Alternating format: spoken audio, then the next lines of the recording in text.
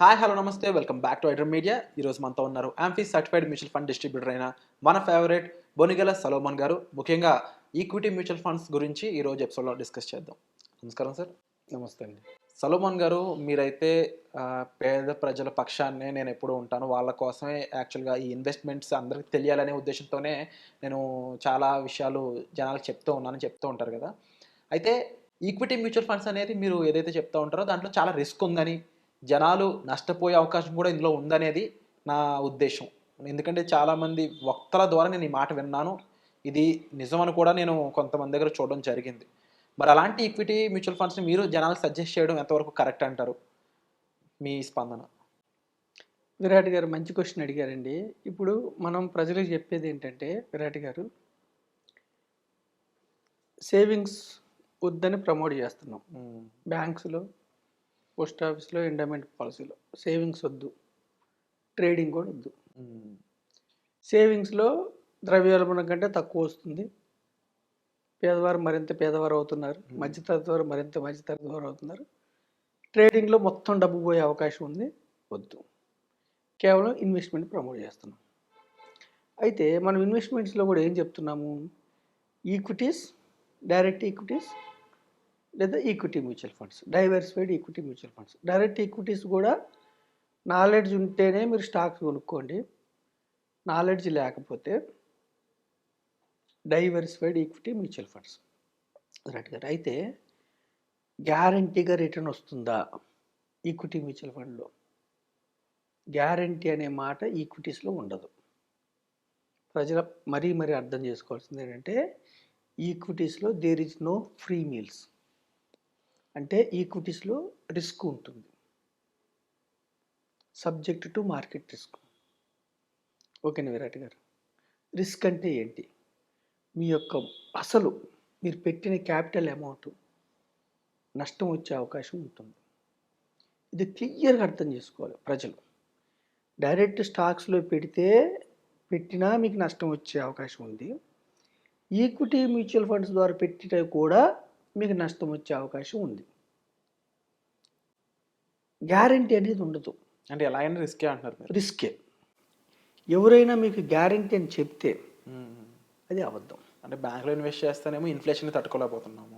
బ్యాంకులో, పోస్ట్ ఆఫీసులో ఇన్ఫ్లేషన్ కంటే ఎక్కువ రావట్లేదు. అది ఇంకా రిస్క్. అవును, ఎలాగైనా ఖర్చులు పెరిగిపోయి డబ్బులు ఏమన్నా ఇబ్బందే. అది ఇంకా రిస్క్. కానీ మరి డబ్బులు పోతాయన్నా కూడా ఇబ్బందే కదా సార్. అయితే ఈక్విటీ మ్యూచువల్ ఫండ్లో, ఈక్విటీస్లో గ్యారంటీ ఉండదు, రిస్క్ ఉంటుంది. అది అర్థం చేసుకోండి. అయితే మనకేంటంటే విరాట్ గారు, మనం ఎందుకు మరి ప్రజలకి డైవర్సిఫైడ్ ఈక్విటీ మ్యూచువల్ ఫండ్స్ మీకు మంచిది, మీరు ఇన్వెస్ట్ చేసుకోండి అని ఎందుకు మనం చెప్తున్నామంటే, ఫస్ట్ మీరు ఇది అర్థం చేసుకున్న తర్వాత, సరే రిస్క్ ఉంటుంది, మరి ఎందుకు రావాలి ఈక్విటీ మ్యూచువల్ ఫండ్లోకి? రిస్క్ ఉన్నప్పుడు ఎందుకు రావాలని మనం చూస్తే, ఒక 30-40 ఏళ్ళ క్రితం బ్యాంక్స్లో మీకు 12% వడ్డీ వచ్చేది. బ్యాంక్స్లో మీకు రేట్ ఆఫ్ ఇంట్రెస్ట్ ఎక్కువ ఉండేది, 12%. ఓకేనా? ఇందిరా వికాస్ పత్ర అని 5 ఏళ్ళకి డబలు అలాంటివి ఉండేవి. ఈక్విటీస్లో 15% వచ్చి బ్యాంక్స్లో 12% వచ్చినప్పుడు రిస్క్ ఎందుకు తీసుకోవడం, గ్యారంటీకి ఎక్కడ వస్తుంది కదని బ్యాంకులో పెట్టుకున్నారు. ఇప్పుడు బ్యాంక్ వడ్డీ రేట్లు ఏమైనాయి విరాట్ గారు? క్రమక్రమంగా తగ్గిపోతూ అరౌండ్ 6-7% వస్తుంది. జనరల్గా ఏ దేశంలో అయినా ఆ దేశం ఎకనామిక్ గ్రోత్ అవుతున్న కొందికి వడ్డీ రేట్లు తగ్గుతూ ఉంటాయి, చాలా తగ్గుతూ ఉంటాయి. అంటే ఇంకా భవిష్యత్తులో తగ్గే అవకాశం ఉంది. అప్పుడు మీరు ద్రవ్యోల్బణం కంటే ఎక్కువ, ఇన్ఫ్లేషన్ కంటే ఎక్కువ రిటర్న్ రావాలంటే అప్పుడు మీరు రిస్క్ తీసుకోవాలి. మరి ఈక్విటీస్లో రిస్క్ తీసుకోమంటున్నాం. ఈక్విటీ మ్యూచువల్ ఫండ్లో ఎందుకు తీసుకోమంటున్నాం అంటే విరాట్ గారు, ఎన్ని ఇన్సిడెంట్స్ ఉన్నా మన దేశంలో 79 నుంచి ఈరోజు వరకు ఎన్ని ఇన్సిడెంట్స్ ఉన్నా 100 పాయింట్లు ఉన్న సెన్సెక్స్ ఈరోజు అరౌండ్ 75,800 ఈరోజు. అంటే జనవరి 22 75,800 అంటే అరౌండ్ 14% రిటర్న్ ఇచ్చింది. సో మనం ఏం చెప్తున్నాం అంటే, పేద ప్రజలకి, మధ్యతరగతి వారికి షార్ట్ టర్మ్ కోసం వస్తే మీకు రిస్క్ ఉంటుంది. ఈక్విటీస్లో ఎప్పుడు కూడా లాంగ్ టర్మ్ కోసం ఉండాలి. అంటే మనం హిస్టరీ చూస్తే చూస్తే సెన్సెక్స్లో ఎవరైతే 10 సంవత్సరాలు పెట్టారో, అంటే ఈరోజు పెట్టారు 25లో పెట్టారనుకోండి, 2035 వరకు ఉంటే, అలా 79 నుంచి చూసుకుంటూ వస్తే 10 ఇయర్స్ పెట్టిన వాళ్ళకి కేవలం ఒక్క ఇయరే నెగిటివ్ రిటర్న్ వచ్చింది. అది కూడా 2008 గ్లోబల్ క్రైసిస్ అప్పుడు. ఎవరైతే సెన్సెక్స్లో 15 ఇయర్స్ పెట్టారో ఎటువంటి కండిషన్లో కూడా నెగిటివ్ రిటర్న్ రాలేదు. అంటే మనం ఏం చెప్తున్నామంటే ప్రజలకి రిస్క్ ఉంటుంది, కానీ రిస్క్ తగ్గించుకోవాలంటే ఈక్విటీస్లో అంటే సెన్సెక్స్లో నిఫ్టీలో దీర్ఘకాలం ఉండాలి. 15 ఇయర్స్ ఉంటే మీకు నెగిటివ్ రిటర్న్ లేకపోగా అరౌండ్ 12 to 14% వస్తుంది. 12 to 14% good or bad compare to inflation? Definitely better, good. 6% ఎక్కువ జనరేట్ చేసుకుంటుంది. మీ యొక్క వాంట్స్, మీ కోరికల్ని పోస్ట్పోన్ చేసుకుంటున్నందుకు ఇన్ఫ్లేషన్ మీ డబ్బు తినేస్తే కూడా ఇంకా 6 to 7% మీకు ఎక్కువ జనరేట్ చేసుకుంటున్నారు. గుడ్. అందుకే ఎప్పుడు కూడా రిటర్న్ అనేది ఎంత రిటర్న్ వస్తుందో అంత రిస్క్ ఉంటుంది. కానీ ఈక్విటీస్లో ఎప్పుడు కూడా షార్ట్ పీరియడ్లో రిస్క్ ఉంటుంది, దీర్ఘకాలంలో రిస్క్ తగ్గిపోయి జీరో అయిపోతుంది. అయితే ఇక్కడ ప్రజలు అర్థం చేసుకోవాల్సింది ఏంటంటే, ఏ స్టాక్ కొన్నా కానీ 12 to 14% వస్తుందా? మన సెన్సెక్స్ నిఫ్టీ మన యొక్క సెబీ దగ్గర లిస్ట్ అయ్యి మన యొక్క మార్కెట్లో, స్టాక్ మార్కెట్లో సుమారుగా 5,000 కంపెనీస్ ఉన్నాయి. ఏ కంపెనీ కొని దీర్ఘకాలం ఉంటే కూడా 12% వస్తుందా? అన్ని కంపెనీస్ గురించి కాదు మనం చెప్పేది, మార్కెట్ అంటే. ఓకేనా విరాట్ గారు? కొన్ని కంపెనీస్ జీరో కూడా అయిపోతాయి. ఏ కంపెనీ కొన్నా మీకు 12% రాదు. కొన్ని జీరో కూడా అయిపోతాయి, కొన్ని మల్టీ బ్యాగర్స్ కూడా అవుతాయి. మనం ఇక్కడ అంటున్న ఎగ్జాంపుల్ భారతదేశంలో ఉన్న టాప్ 30 కంపెనీస్ యొక్క సముదాయం సెన్సెక్స్ గురించి చెప్తున్నాం. ఓకేనా విరాట్ గారు? లేదంటే నిఫ్టీ గురించి చెప్తున్నాం. అంటే ఇక్కడ మీరు అర్థం చేసుకున్నది ఏంటంటే, ఏ కంపెనీ స్టాక్ కొన్నా మీరు మల్టీ బ్యాగర్స్ అవుతాయా? దీర్ఘకాలంలో 12 to 14% వస్తాయా? కాదు. ఓన్లీ సెన్సెక్స్ గురించి, నిఫ్టీ గురించి. మార్కెట్ అంటే వాటినే ప్రామాణికంగా తీసుకుంటారు. ఓకే. అందుకని మనం ఏం చెప్తున్నాము, ఈక్విటీ మ్యూచువల్ ఫండ్లో మీరు వస్తే ఒక స్టాక్ కొంటే, ఎప్పుడైనా కానీ ఒక స్టాక్ కొంటే మీకు ఆ కంపెనీ దెబ్బతింటే డబ్బులు పోయే అవకాశం ఉంటుంది. కాబట్టి పేద ప్రజలకి, మధ్యతరగతి వరకు మనం ఏం చెప్తున్నాం అంటే, స్టాక్స్ సమ్మేళనం ఈక్విటీ మ్యూచువల్ ఫండ్స్ 30 నుంచి 50 కంపెనీలు స్టాక్స్ సమ్మేళనం. ఇప్పుడున్న బాగాలేనప్పుడు ఫండ్ మేనేజరు, రీసెర్చ్ టీము వాళ్ళు ఏం చేస్తుంటారంటే ఆ స్టాక్స్ని వదిలించుకుంటారు. సో మనం ఏం చెప్తున్నాము, పేద ప్రజలకి, మధ్యతరగతి వారికి రిటర్న్స్ కావాలంటే రిస్క్ తీసుకోవాలి. రిస్క్ తీసుకున్నా కానీ దీర్ఘకాలం ఉంటే, అంటే more than 5 years, more than 10 years, సెన్సెక్స్లో మోర్ దాన్ 5 years ఉంటే 17% వచ్చింది. ఇప్పుడు ఇంత డౌన్ అయితే కూడా మోర్ దాన్ 10 years ఉంటే అరౌండ్ 15% వచ్చింది. 20 years నుంచి సెన్సెక్స్ రిటర్న్ 14%.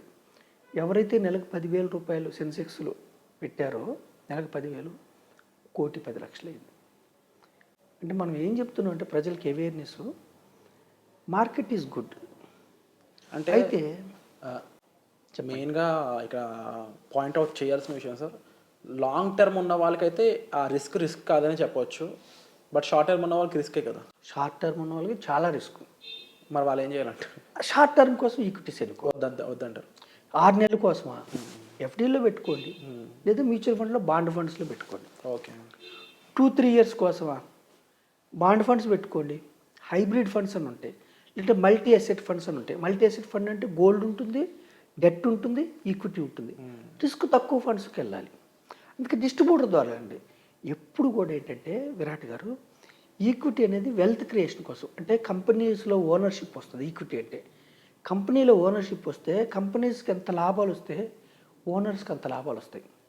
కంపెనీస్కి లాభాలు వచ్చినప్పుడు ఏం చేస్తారు, డివిడెండ్స్ ఇస్తారు. మన అకౌంట్లో డైరెక్ట్ డివిడెండ్ వస్తుంది. మ్యూచువల్ ఫండ్లోనేమో డివిడెండ్ యాడ్ అయ్యింది. డివిడెండ్స్ ఇచ్చి లాభాలు పెరుగుతుంటే ఏమైందంటే డిమాండ్ అండ్ సప్లై. ఎప్పుడైనా సరే మీరు ఒక కంపెనీ పెట్టారనుకోండి, మీకు లాభాలు బాగా వస్తుంది అనుకోండి, నేను ఏమనుకుంటాను, విరాట్ గారి కంపెనీలో నేను పార్ట్నర్ అవ్వాలనుకుంటా. అప్పుడు నేను షేర్ కోట్ చేస్తా, మీరు ఇవ్వనంటారు, ఇంకా ఎక్కువ కోట్ చేస్తా. డిమాండ్ అండ్ సప్లై పెరుగుతూ ఉంటుంది. సో షార్ట్ పీరియడ్ కోసం ప్రజలు ఈక్విటీ మ్యూచువల్ ఫండ్లోకి ఈక్విటీస్లోకి రావద్దు. దీర్ఘకాలం కోసం రండి, అప్పుడు మీకు వెల్త్ జనరేట్ అయింది. రెండోది ఏంటి, ఈ వోలాటిలిటీ ఉంటుంది కదా. మనం ఇప్పుడు గత 6 నెలల క్రితం 86,000కి వెళ్ళింది సెన్సెక్స్, ఈరోజు మళ్ళీ 75,800కి వచ్చింది. పడుతున్నప్పుడు సిప్ రూపేనా, సిస్టమాటిక్ ఇన్వెస్ట్మెంట్ రూపేనా మీరు ఇన్వెస్ట్ చేస్తే ప్రతి నెల మనం కొంటూ ఉంటే ఒక వస్తువుని 100 రూపాయల దగ్గర కొంటాము, 90 రూపాయల దగ్గర కొంటాము, 80 దగ్గర కొంటాము. పడుతున్నప్పుడు యావరేజ్ అవుతూ ఉంటుంది. అలాగే షేర్స్ కూడా మనం కొంటూ ఉంటే సిప్ రూపేనా యావరేజ్ అవుతూ ఉంటుంది. ఆ యావరేజ్ అవ్వటం వల్ల ఏమవుతుందంటే దీర్ఘకాలంలో మీకు యావరేజ్ ప్రైస్లో స్టాక్స్ వస్తాయి. ఒక 10 ఏళ్ళు 15 ఏళ్ళ తర్వాత ఆ స్టాక్స్ ఎక్కడో ఉంటాయి. ఈక్విటీ మ్యూచువల్ ఫండ్స్ ద్వారా తీసుకుంటే ఏమైందంటే చెత్త స్టాక్స్ని వదిలిస్తారు, మంచి స్టాక్స్ని పిక్ చేసుకుంటారు. దీర్ఘకాలంలో ప్రజలకి వెల్త్ క్రియేట్ అయింది. సో నేనేమంటున్నాను ఈ ఎపిసోడ్ ద్వారా, విరాట్ గారు మీ ద్వారా, రిస్క్ తప్పనిసరిగా ఉంటుంది. రిస్క్ని అర్థం చేసుకోండి. రిస్క్ తీసుకుంటేనే రివార్డ్. Wonderful sir. రిస్క్ తీసుకొని లేని వాళ్ళ కోసం ఎఫ్డీలు, పోస్ట్ ఆఫీసులు, మీకు ఇన్ఫ్లేషన్ బీట్ కాకపోయినా పర్వాలేదు, రిస్క్ తీసుకోనంటే. బట్ అది ఎంత రిస్క్ అయినా లాంగ్ టర్మ్లో డైల్యూట్ అయిపోతుంది. లాంగ్ టర్మ్లో ఈక్విటీ మ్యూచువల్ ఫండ్లో రిస్క్ ఎప్పుడు కూడా రెండు కారణాల వల్ల డైల్యూట్ అయింది. ఎలా అంటే, ఒకటి లాంగ్ టర్మ్, రెండు డైవర్సిఫికేషన్. అన్ని గుడ్లు ఒకే ట్రేలో పెట్టకూడదు. మనం ఏం చేస్తాం, 100 రూపాయలతో కూడా 50 కంపెనీలు స్టాక్స్ కొంటారు. 50 కంపెనీలు ఒకటేసారి దేశంలో మునిగిపోతాయా? సో 50 కంపెనీలు కూడా ఒకే సెక్టార్ కాదు, 15 సెక్టార్లు. 15 సెక్టార్లు ఒకే దేశంలో మునిగిపోతాయా అంటే ప్రజలు అర్థం చేసుకొని చక్కగా మీరు ఇన్వెస్ట్ చేసుకొని ధనవంతులు గమ్మని మనం మీ ద్వారా ప్రజలకు సందేశం. Nice information sir. అండ్ ఈ కాన్సెప్ట్ పై మీకు ఇంకా డౌట్స్ ఉన్నట్లయితే మీరు డిస్ప్లే అవుతున్న నెంబర్స్ కాల్ చేసి సార్తో మాట్లాడవచ్చు. అండ్ ఎటువంటి న్యూ ఎపిసోడ్స్ బోనకల్ సొలొమన్ గారి నుంచి మేము ఈ విషయాలు వినాలనుకుంటున్నాం. అది సిబిల్ స్కోర్ అయి ఉండొచ్చు, మ్యూచువల్ ఫండ్స్ అయి ఉండొచ్చు, లేకపోతే లోన్స్ సంబంధించిన విషయాలు అయి ఉండొచ్చు. ఏది అనేది మీరు కామెంట్ సెక్షన్లో క్లియర్గా మెన్షన్ చేసినట్లయితే దానికి సంబంధించి ఒక స్పెషల్ ఎపిసోడ్ చేయడం జరుగుతుంది. Thank you so much. Thank you అండి విరాట్ గారు.